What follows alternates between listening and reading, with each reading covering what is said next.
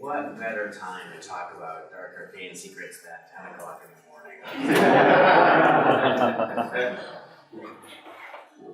All right, welcome everybody. I'm Monty Cook, and this is Invisible Sun.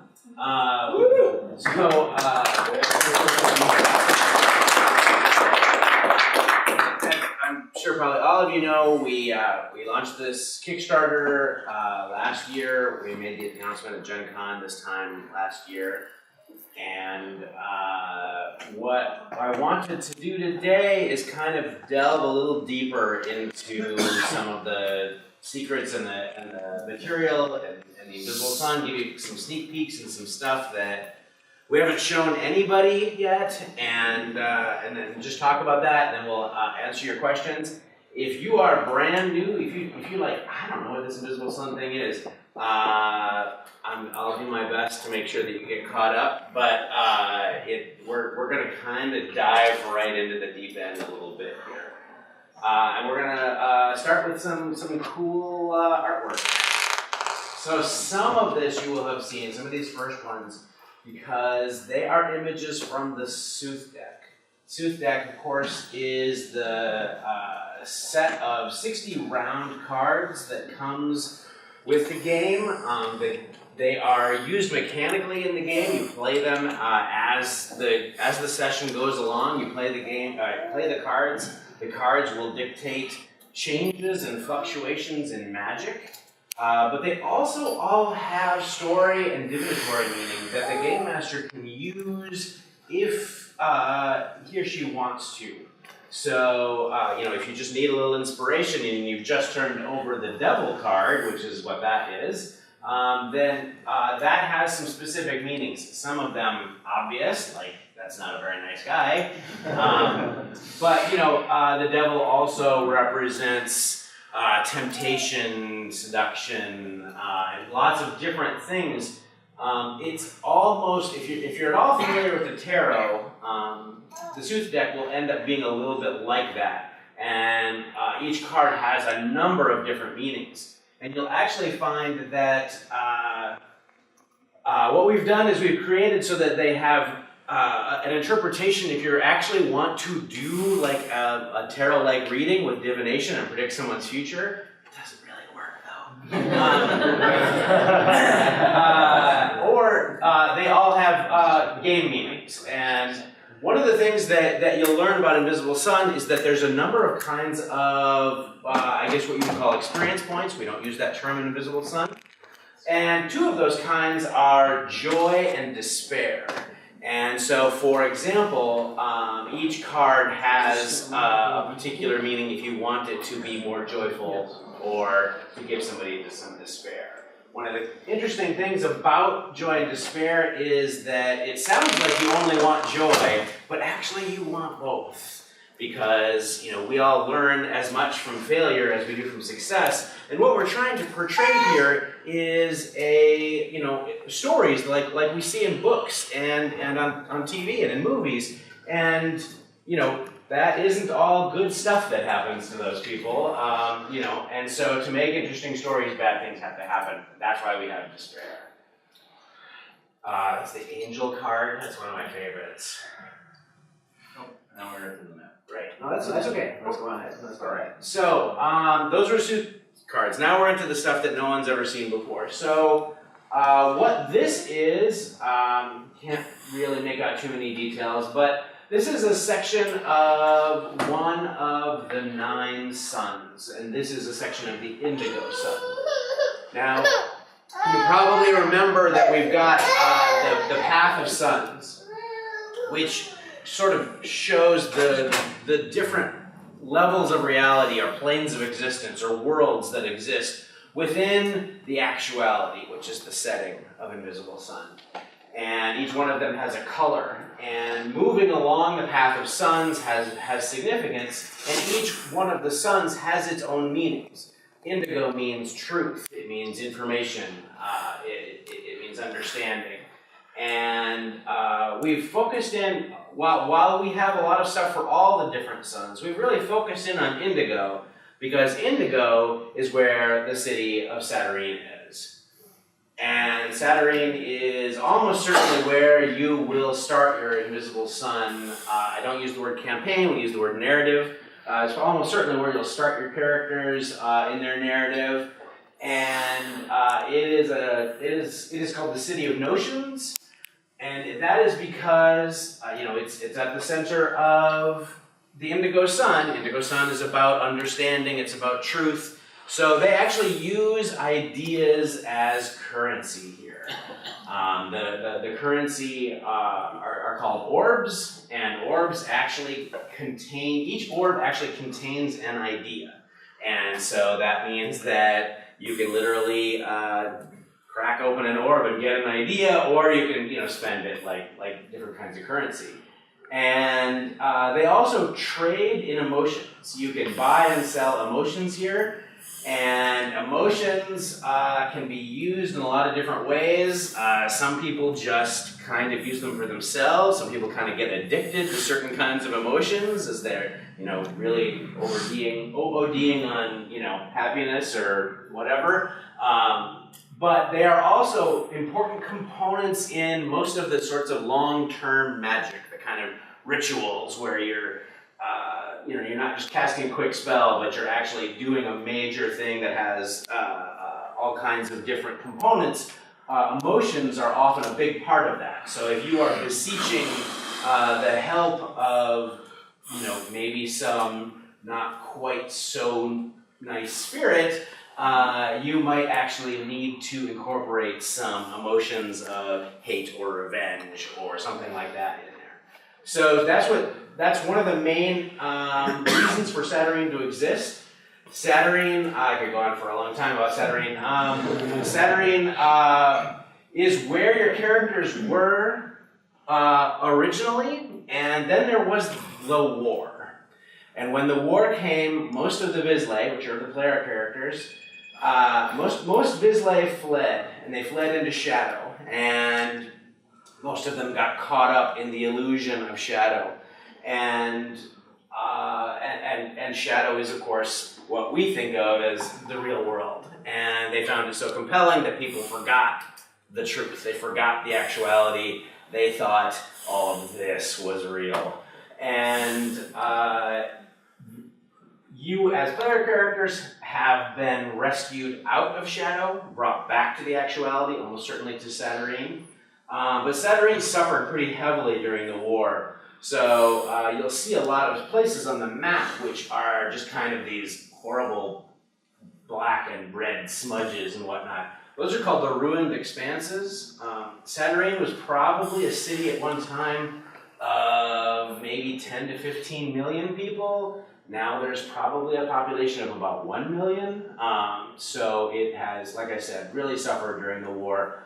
But the war is over and we are rebuilding. And so slowly we are reclaiming these ruined expanses. The problem with the ruined expanses, of course, is that the weapons used in this war were so horrific that they left behind, within the ruins, they left behind these things called hate cysts. And these things are still spawning out horrible monstrosities and evil spirits and whatnot. So lots of time Vizsla are employed to go into the ruined expanses and clear out a hate cyst so that area of the city can once again be rebuilt and reclaimed. Now we're going to see some parts of Satyrine. This is a weird one to start with. This is actually beneath the city, and this is a district. My mind has just gone blank. The Undersling, thank you. Right, so the Undersling is literally a rock suspended in a giant cave, and it's probably a little hard to see from this image, but there are all these ropes and chains, and they are connected and holding this district of the city up inside this giant cavern, suspended over a great fall. But the problem with the Undersling is that it has a strong connection to the red sun. and the red sun is all about destruction. So, unfortunately, all these chains and ropes and stuff keep snapping and breaking, and they have to keep erecting new ones. And so that's like a full-time job for people, just keeping the undersling suspended. Slung. All right, so this is another district in Saturnine. This is in the Hollows, I believe. No, I'm sorry. It's in the Zardim. Zardim is a district where some of the buildings are actually enormous origami, and what this thing is called is the Gael. And the Gael is this statue. It's been in Saturnine for a really long time, and the thing about it is it moves, and so people have kind of figured out what its path is, what its normal path is, and they sort of ride it like a city bus. All right, so this is in another district in Saturnine called Rivenholm. Rivenholm is kind of a dark, oppressive place. The people who rule over Rivenholm are kind of despotic, and the people are exploited.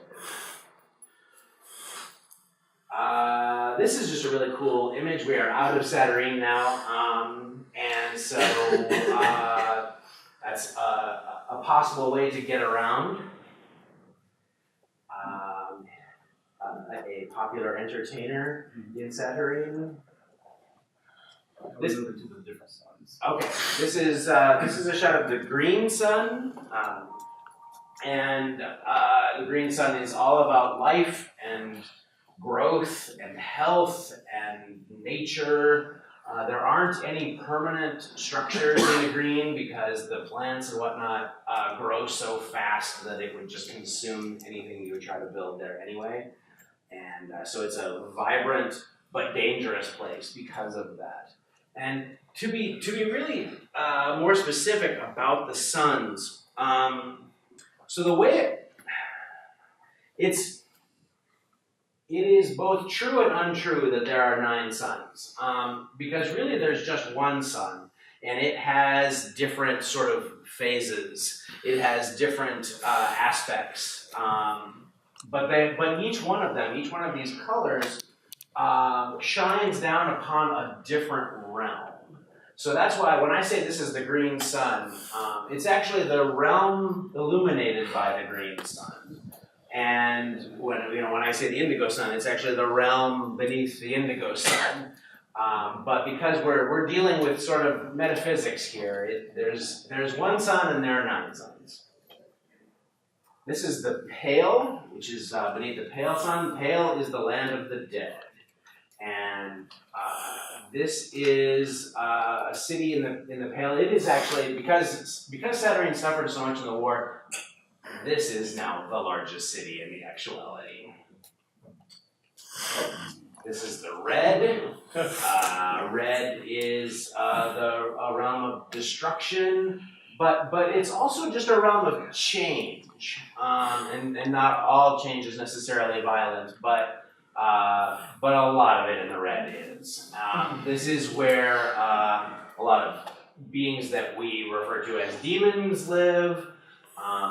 But people live there too and have adapted to the place. But as you can imagine, they are shaped by where they live, and so they have there are different groups of people, and they have names like the Broken.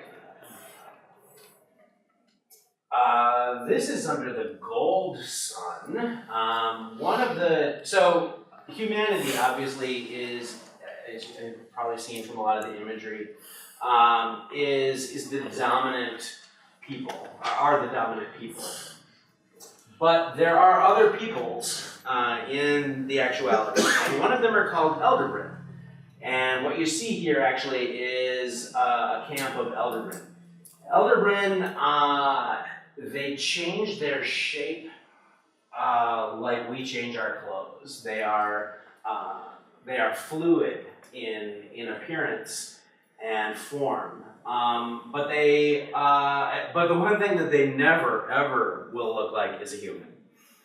They find that really distasteful.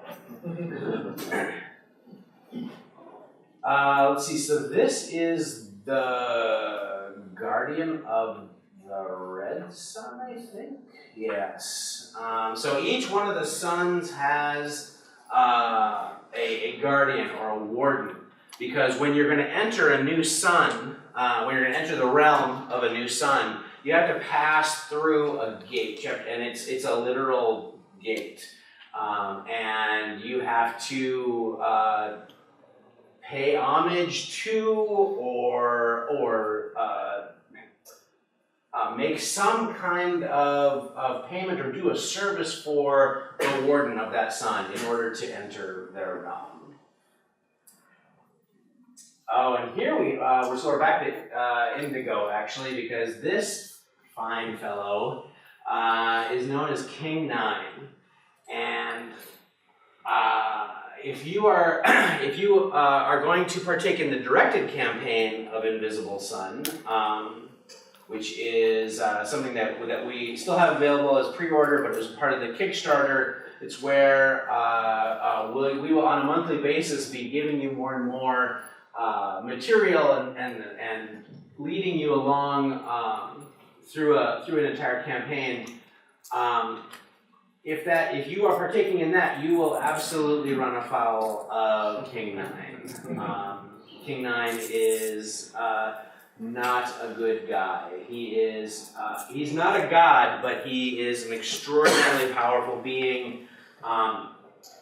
There are flowing through the path of suns, there are currents of magic, and each one of them has a different application. And King Nine is actually trying to harness one of them all by himself, which is an extremely audacious thing to be doing. But the scary thing is that he might actually pull it off. This is another favorite guy. This is an NPC called the Eldest. So there are a trio of divine spirits, and they live in Saturnine, and they together they're called the Whelm, and they are three brothers, and he's the eldest, and he's called the Eldest, and he represents storms, and he is in many ways sort of a living storm, but at the same time is quite the gentleman, and like most of the spirits and the powerful entities in the actuality, his actions are governed by a lot of pacts and agreements that were long ago made with mortals, and so he is bound by various things. For example, in the playtest that I've been running, the player characters learned that he was bound by an agreement long ago that if on a particular day of a particular year there was a party and he's invited to it and treated well, that he would grant them a boon. And the player characters kind of took advantage of that and actually got protection from the other fellow we were just looking at, King Nine. This is another very powerful entity in the actuality. She is just simply referred to as Her Elegance. She is a resident of the Gold Sun. You can see she's got these weird little servitor dudes that kind of just make sure that her dresses train is always looking nice and whatnot. But she is all about beauty and elegance, and she's a little conceited. There's another NPC. You can't really see too well probably in this, but his eyes are all black and filled with stars, and he's actually probably going to be a rival and opponent to your player characters. His name is Manfred, but everyone calls him Dark-Eyed Manfred, and he he is someone who people can hire to do pretty terrible things, and he will do them, but he has an interesting backstory of why that actually is. This is an angel of anarchy. Not all angels are necessarily sweet and good, but she's still an angel. This is another Elderbrand. Like I said, they can pretty much take whatever form they want.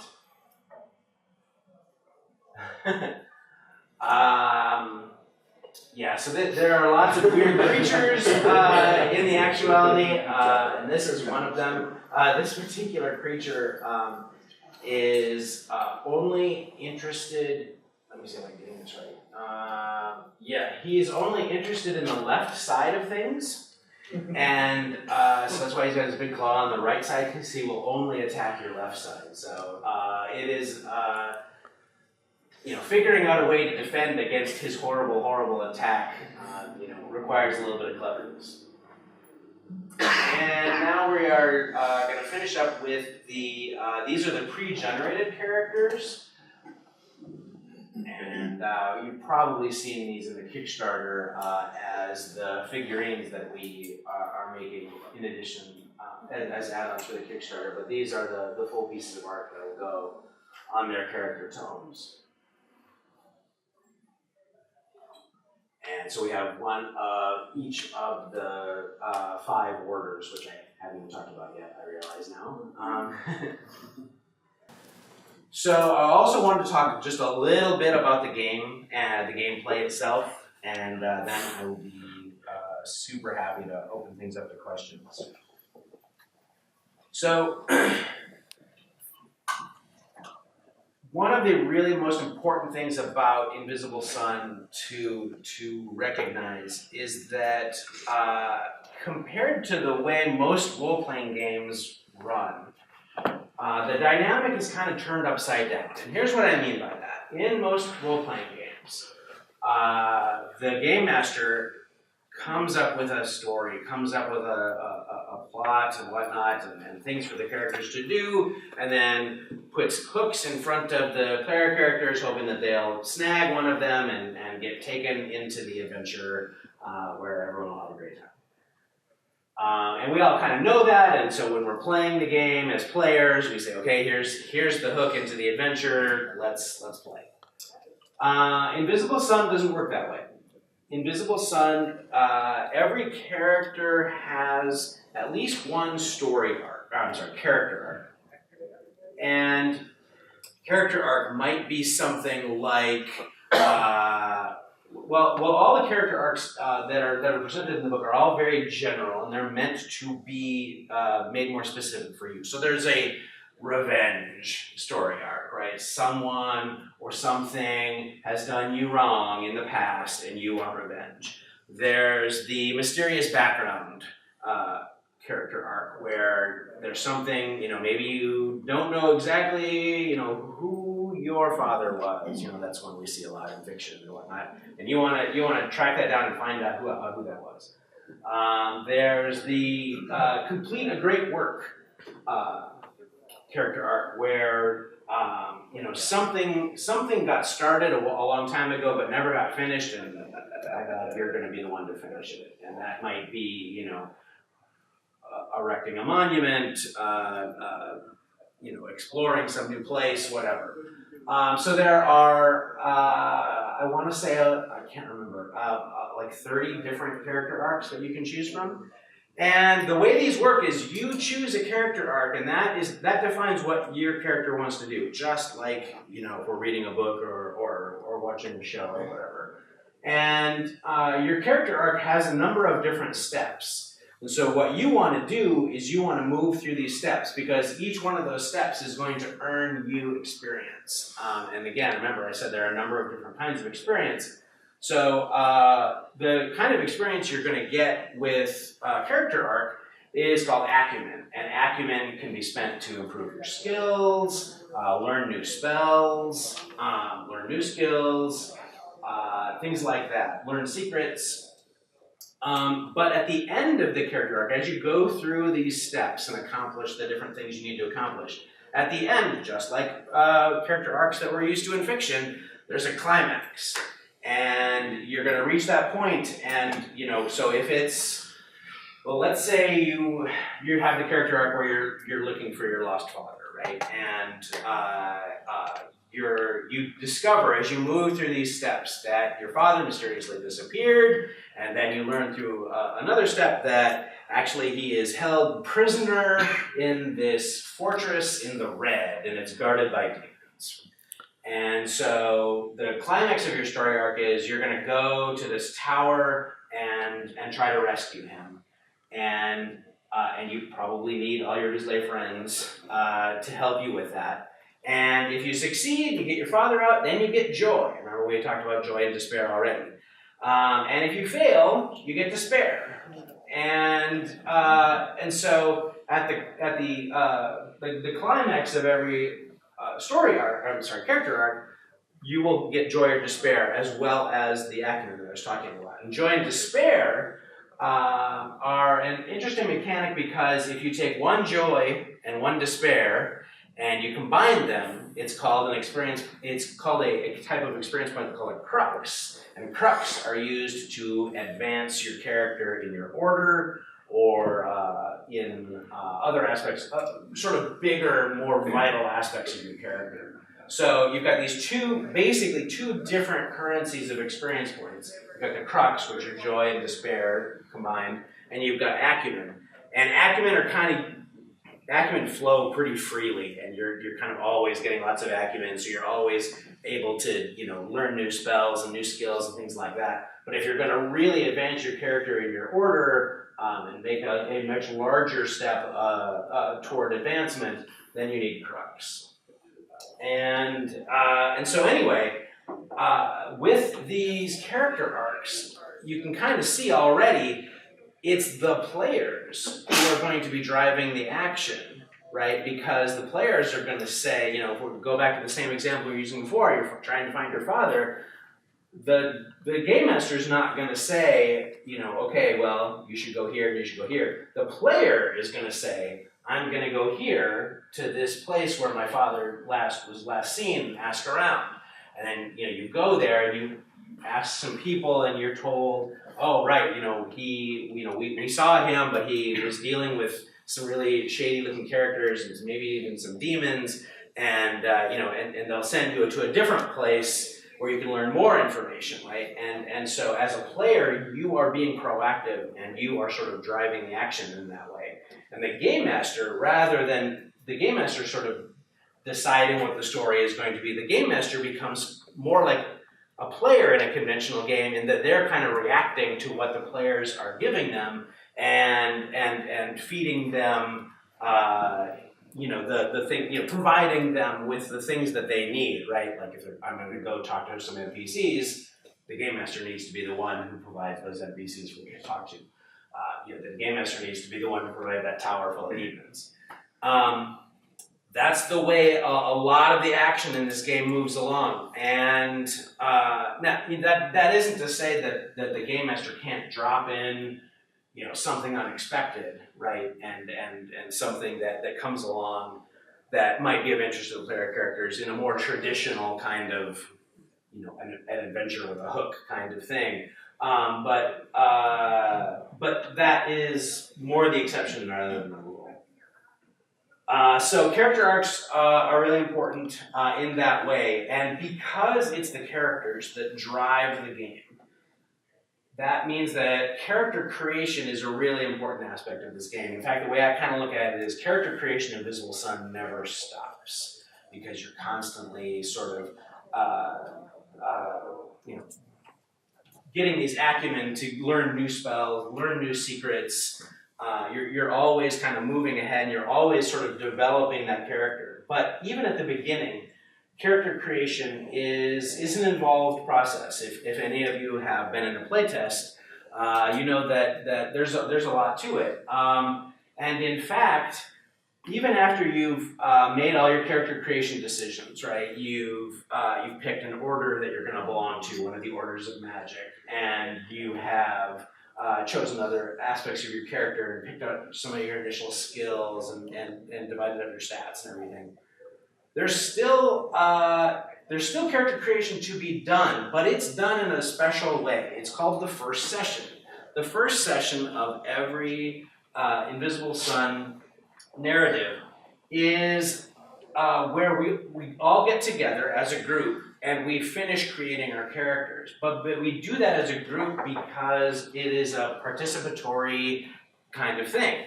And the reason for that is because in Invisible Sun, characters, where they live and specifically their houses are very important. To a Vizsla, right, where we are all Vizsla in this game and we're all using magic and whatnot, your house is as important to your character as anything else. It is an extension of you. It is a hallmark of even being a Vizsla is that you have a house. And because you're a Vizsla, because you work with magic and you have all these mysterious things about you, your house is probably pretty weird.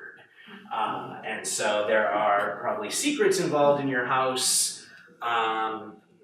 Like Sean's character, Callahan, who he is cosplaying right now, in his house, all the utensils and the dishes and everything are all animate, and they serve and clean themselves. They serve up food, clean themselves, and whatnot. That's one of the secrets that he has chosen for his house. He also has a cat watcher, cat observer. Sorry, so he has a cat that wears a top hat that matches his own, and the cat basically never leaves the house, but it's always watching over him, and whenever Callahan comes home, the cat can tell him anything that might have happened while he was gone.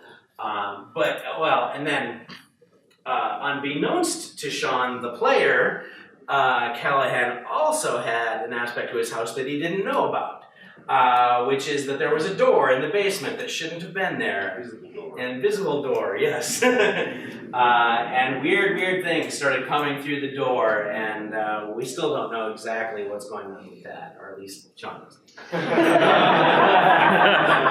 So that's an example of where the Game Master came in and also added some stuff that wasn't sort of player initiated, but that came along as more of a surprise to the player.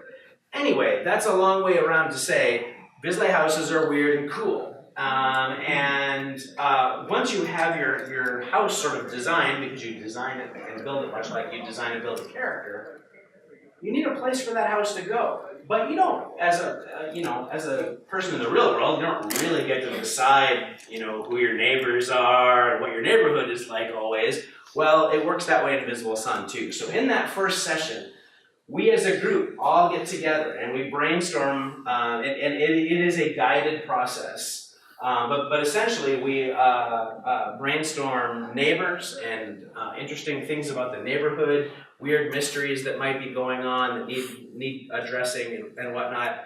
And again, all of this also, if it overall affects the character in a good way, they get awarded a joy, even to start the game out with. And if it affects them negatively, they get a despair. And so this is a really fun way to have the very first session be one where we're talking about our characters, we're kind of getting into our characters, we're discussing, because if we're going to start to brainstorm what Sean's neighborhood and things around him are going on, we need to know more about his character, Callahan, and he needs to tell us about that, and we need to integrate all of that kind of thing into what we are brainstorming together. And so you come out of the first session with everyone being kind of invested in everyone else's character almost as much as you're invested in your own.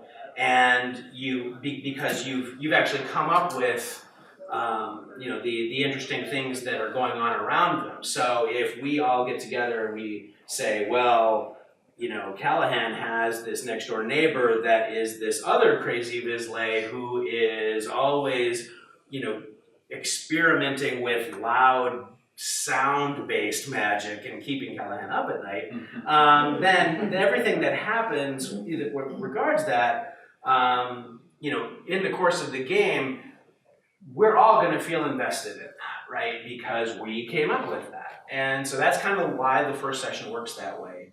And once you're done with the first session, you all and you've all talked about what your character arcs are. Then you all come together with you kind of as a group figure out what your first single group goal should be based on like. A very, very common one is we need more information because lots of the first steps of character arcs are I need to find out more about whatever it is that I'm going to do. And so then after that first session, the game master goes off and figures out, okay, I'm going to make a cool place for them to get some information. Maybe it's a weird library located on the outskirts of town, just on the edges of one of these ruined expanses, and there's something weird going on there. And then in the second session, everything begins. So that's kind of how character creation flows into the narrative of the game. And I want to make sure I've got plenty of time for questions. Yeah, I mean, there's hours and hours more to say, but I think I'll stop there for now and instead open it up to your guys. What questions do you have? It could be anything. Yeah, way in the back. Yep. Me? Yep. All right. The war that happens. Yep. This looks like a right thing for like vignettes, flashbacks, maybe even a little prologue for the characters. How much information will we get to like who's fighting this war, the effects, who won, who lost, any of that? Will any of that be central? Oh. In fact, it's kind of weird that no one seems to ever talk about the war or anything that happened during the war. Yeah. So one of the things that attracted me to this with Kickstarter, it felt like a role-playing game based off of the works of Tanith Lee, one of my favorite authors. And I was, as you were talking about, I was thinking, what storytelling and literature inspired you? Is there going to be a page of recommended reading to bring your brain into the? Absolutely.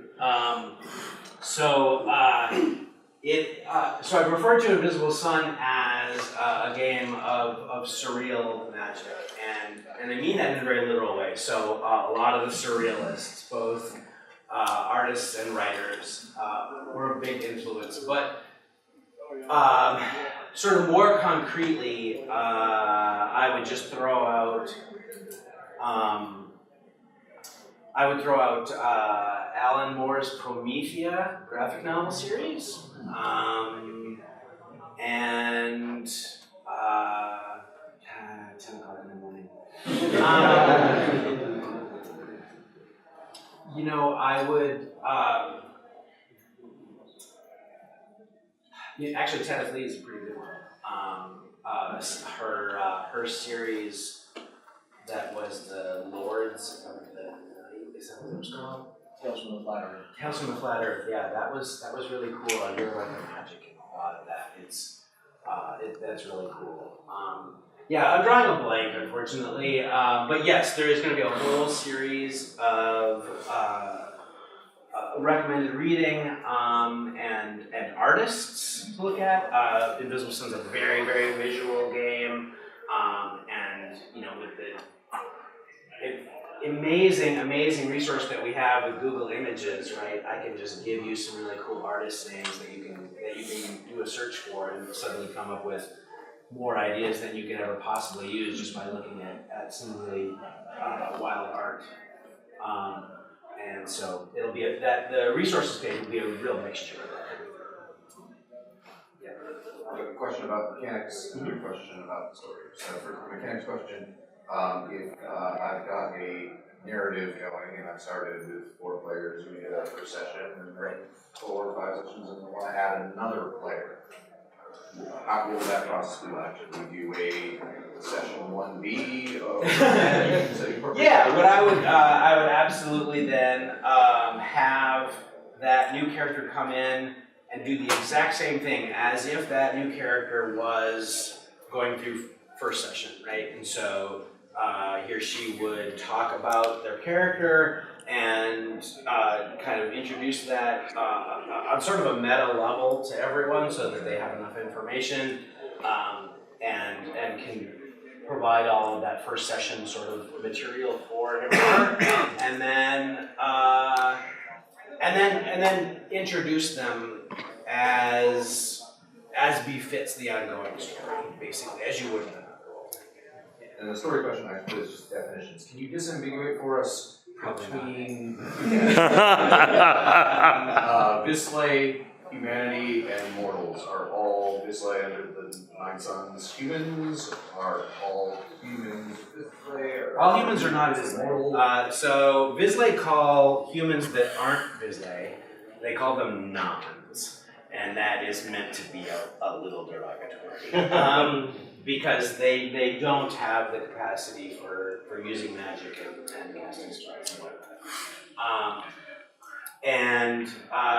But Vislay are human. There are very, very rare exceptions of non-human Vislay.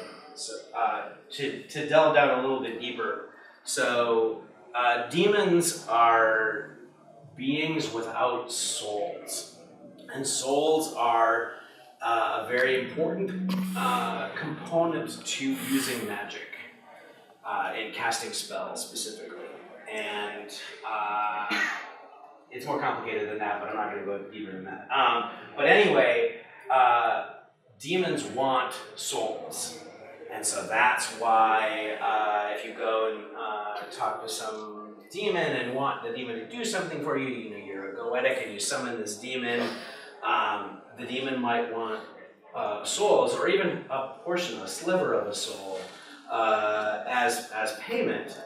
And the reason for that is because they are these empty beings. There's actually a philosophical term called philosophical zombies. They can act just like everyone else, but they actually have no they have no way to interact with qualia. But anyway, they have no souls. They want souls because they want to be able to cast spells. They want magic. They want that kind of thing. So there are the rare demons who have succeeded and gotten themselves a soul and have become a Vislay, but that's very rare. Elderbrand are never Vislay. There's another kind of person.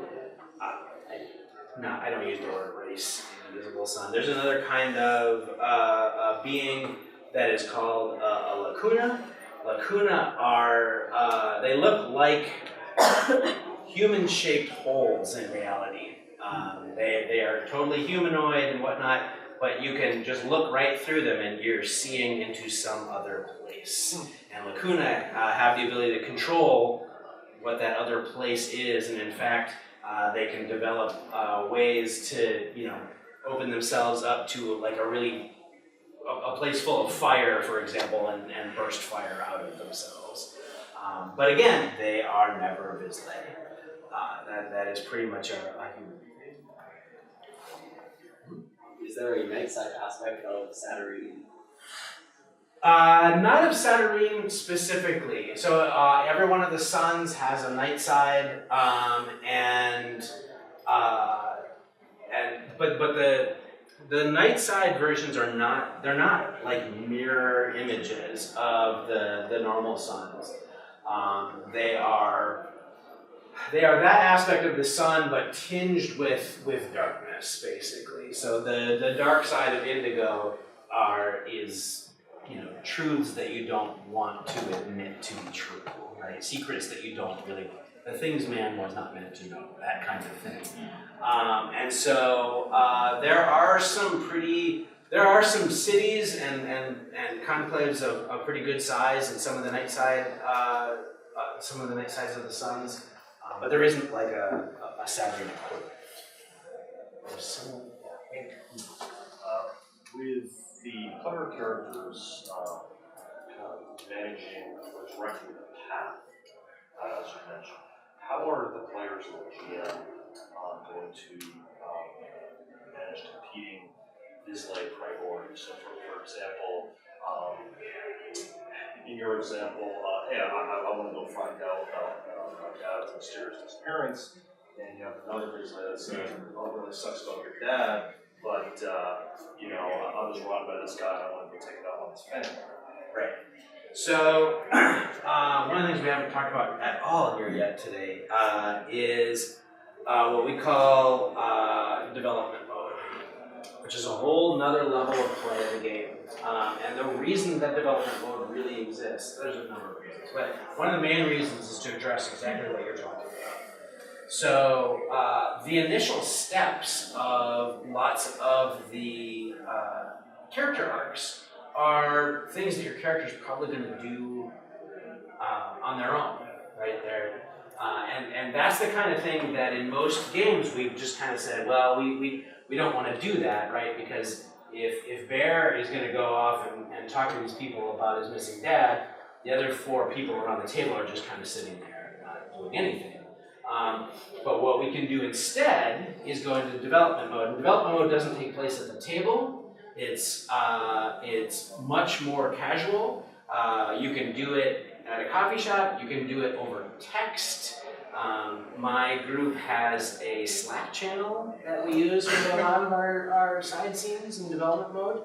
And so we can handle all of that stuff, because most of that, that stuff isn't, the kind of thing where we're going to get into action mode and go round by round and whatnot anyway, right? It's, I'm going to go talk to this guy about where, Bear's going to go talk to this person because he might know where his father is. And that can all be handled there on the side. And the great thing about that is that if yours is a group that can't get together very often, it's a way to kind of keep the game going, because you can do these things on the side and whatnot, email or phone calls or whatever your favorite way to communicate with your friends is. And you can deal with all of that stuff away from the table. And so what you'll do is, like, Bear will, go through a couple of the steps kind of on his own, while at the table everyone is doing something else. But away from the table, he's doing those things, and then finally he'll be like, hey guys, I've just learned that my dad is trapped in this tower filled with these demons. I really need your help.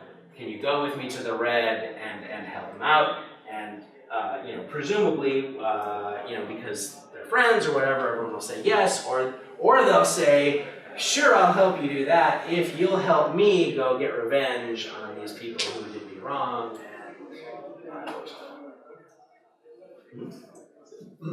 The question, maybe for you and or for Sean, there's a lot of things that are fundamentally different about the way the game plays out. I'm curious, in the balance of secrets you can reveal, how it feels different as a player to be going through all this. We've heard kind of the designer side of it.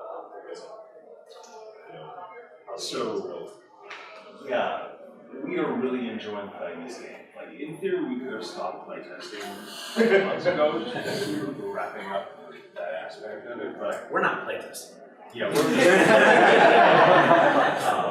and it's really fascinating to see, like, the fact that people are talking to the GM, perhaps other players in development, where things are happening outside of my knowledge, and then something happens in the game where we're all at the table. Like, Sean's character had this romance going on with the eldest, this potential sort of thing, and so The storm guy.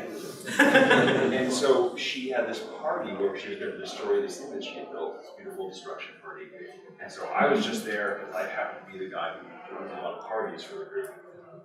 And then the eldest shows up, he's got flowers, and I'm like, what is going on with you?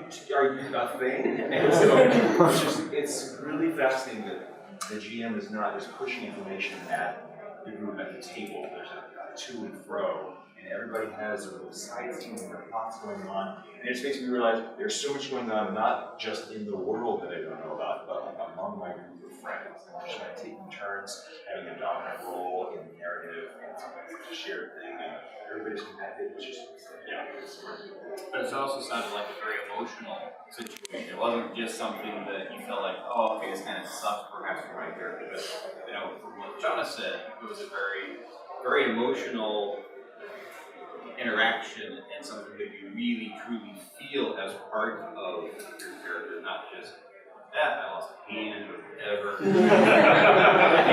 I think the way it's built, you are so much more invested in these characters, not just your role, but also the one that they play. It's probably worth mentioning. Not all of the character arcs are as straightforward as the examples that we've given. So Shauna's character started with the Fall from Grace character arc, where on a sort of meta level, she decided that her character, terrible things were going to happen to her character. In fact, Fall from Grace, you can't end up with joy at the end of Fall from Grace. But then there's a redemption arc that you can take after that, where you can kind of pick yourself up off the ground. And so, yeah, it does lead to some kind of emotional sorts of things. I mean, there are romance arcs. There are lots of different kinds of character arcs that can drive whatever kind of play that you want to have. And it's a lot of role-playing opportunities, I think, that maybe you haven't always had the opportunity to have. Yeah. Two questions. One is travel between the different suns along the path of suns. How common is it really? And the second question is it's kind of riffing off of what you've been talking about. Was a central design goal of this to get away from the party concept and more to a community concept in the way the players interact, because it seems like everything points towards community? I will say, I'm saying the second part first. Yes, it's probably not a term I would have thought to use, but I think I understand what you mean by it. And the goal was to be able to make stories like the kinds of stories that we read in books or watch on TV or see in movies or whatever. And those stories are always character driven, right? That it's based on what the characters want. But because it's a group activity, we have to have, while we have individual character arcs, we still have to have a group involved, right? We have to have multiple characters. In a way, like it's one of those books where you read and, chapter 1 is about from one character's point of view, and chapter 2 is from another character's point of view. But eventually, by chapter 6, the characters have come together and they're all interacting, but you're introduced to them all individually, right? And then they might split up again and come back together again. That's kind of the flow that I see of the game. And I can see what you mean by that having a community sort of aspect to it. It's not like we are a party of adventurers and we just kind of go from town to town and do what, do everything together kind of thing. I want to make those bonds as non-artificial as I can. And in fact, in the game, one of the character creation aspects that you'll do is you will create character bonds. You'll decide what is the relationship that I have with these other people in this group, and it will have mechanical meaning. So if, in my group, for example, 2 of the characters are cousins, and one of the characters kind of has sort of a platonic crush on another character. 2 of the characters knew each other when they lived in Shadow, and so that everyone kind of is connected to at least one other person, and you sort of develop this web, which is, exactly the way sort of groups of friends really actually work. And then eventually it cements as a group. But anyway, that's that community aspect. But you asked about the suns too. I did. I asked how. There are a number of different ways to travel along the path of suns. One of the most common are sun ships, which are these sort of giant, intelligent, almost kind of dirigible-like creature vehicles that move along the path of suns on their own, but are willing to take passengers with them. That's the way, for sure, non-Vizsla traveled the path. It is not very common for non-Vizsla to travel that much. It is very common. All Vizsla pretty much walk the path of suns, and they can do that through sun ships. There are spells, there are rituals, there are gates all kinds of different ways to get from sun to sun. That is probably all the time we have. I'm afraid. I'm sorry. It was a fast hour. I hope if you were not a Kickstarter backer or haven't picked up the pre-order, Invisible Sun is available for pre-order from MontyCookGames.com. We are very excited about this game. It's going to come out at the beginning of next year, and I hope you will all join us.